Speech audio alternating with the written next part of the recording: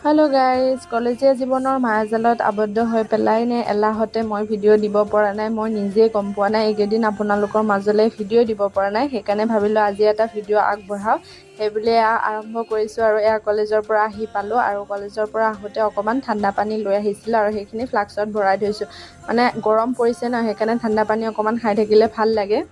তাৰপিছত ময়ো গা পা ধুই ল'লোঁ ধুই পেলাই ধুনীয়াকৈ ফ্ৰেছ হৈ ল'লোঁ এতিয়া মানে মই ভইচ অভাৰ কৰিব পৰা নাই ইমান কেইদিন ভিডিঅ' দিয়া নাই সেইকাৰণে খেলি মেলি লাগিছে এয়া চাহ আহিলে সেইকাৰণে মই চাহৰ কাপটো লৈ কিমিহঁতৰ ৰুমত আহিলোঁ এইফালে মই চাহ খোৱা দেখি তাই আকৌ আহিলে অকণমান তাইকো খুৱাই দিলোঁ আৰু এয়া কেমেৰাটো অন কৰা দেখা পাই প্ৰিয়াও পিছফালৰ পৰা আহিলে